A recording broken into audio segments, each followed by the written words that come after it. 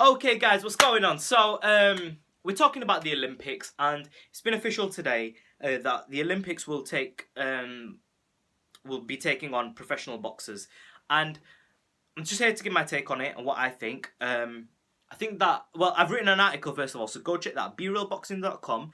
You'll see a UK section, a USA and international section. Click the USA and international section, and you will see this is the article I wrote myself on Olympic boxing and why I think it's good. Okay, Olympic style boxing could help elevate boxing to become the number one sport in the world. But first of all, right, let's tackle some issues which people have with boxing. The number one issue, right, that people have with the Olympics, professional and touring Olympics. The number one problem that people have is that young Olympic fighters, right, who are entering the Olympics for the first time, will be facing fighters from across the world who have extensive experience and is dangerous for them.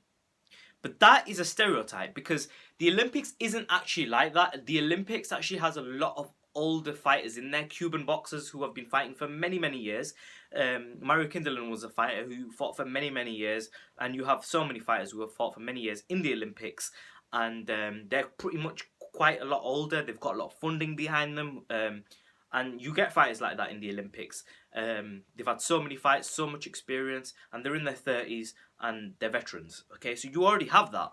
Okay, I understand that by mixing professionals into it, you will get more of that. But wouldn't that just increase the competition and make people perform better, and the top of the cream would rise, right? So the cream would basically rise to the top, right? And the best will rise to the top.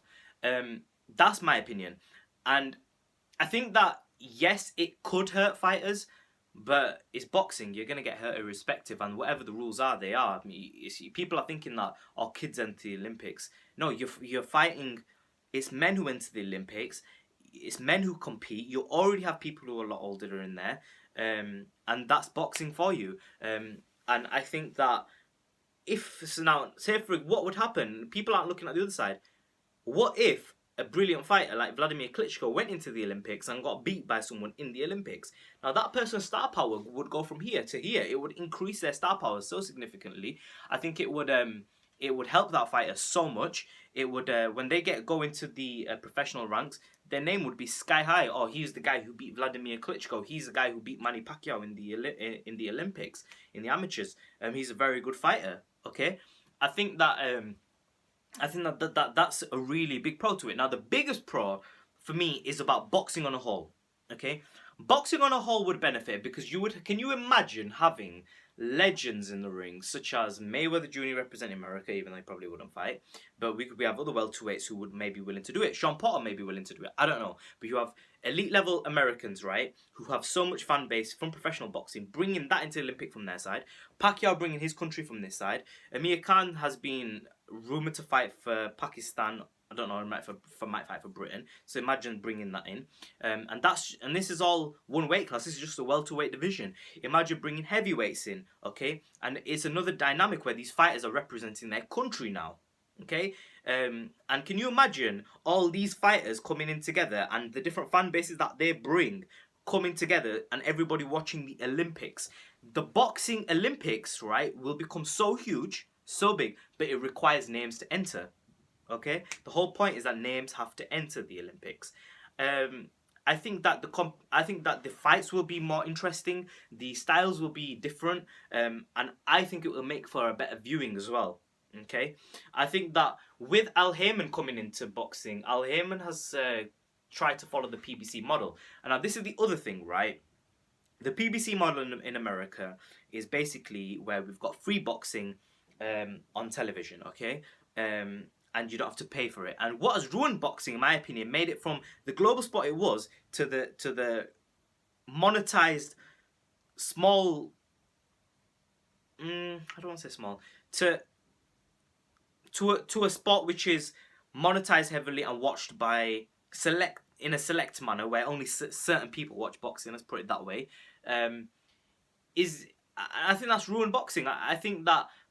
Prior, in the olden days, when you used to have Ali, Joe Louis and these guys, right, it was a mass sport to the masses. Everybody could watch it. There wasn't barriers to entry. There wasn't high ticket costs. Nowadays, Mayweather Pacquiao, how much were tickets? They were like thousands and thousands of dollars.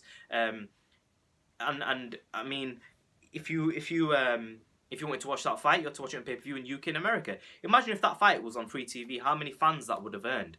And this is the problem. When you constantly do that, where the best fighters who people actually want to watch are fighting on pay-per-view, and even channels which require subscriptions, such as Showtime, HBO, Sky Sports, even over here in the UK. If these fighters were fighting on ITV over here in the UK, or on free TV, on NBC, which they are now in Premier Boxing Champions, and we are seeing more and more viewers. I mean, Keith Thurman and these guys are getting over 1 million views, millions of views, whereas Alvarez Khan only got a few 100,000 views, even though it was a much bigger fight because of the pay-per-view, right? So what does that do? Canelo, what built more fans? Keith Thurman's fight versus Robert Guerrero?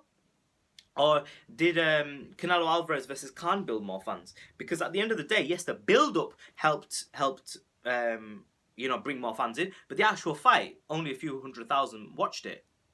See my point? So I think that with the Olympics coming in, right, it's going to be free. Everybody's going to get to watch it. Nothing's on pay-per-view. You're going to get to watch Pacquiao and all these guys, Khan. The biggest names in boxing, you're going to get Klitschko. You could get, I don't know who else wants to enter boxing. There's quite a few fighters who are thinking of entering the Olympics.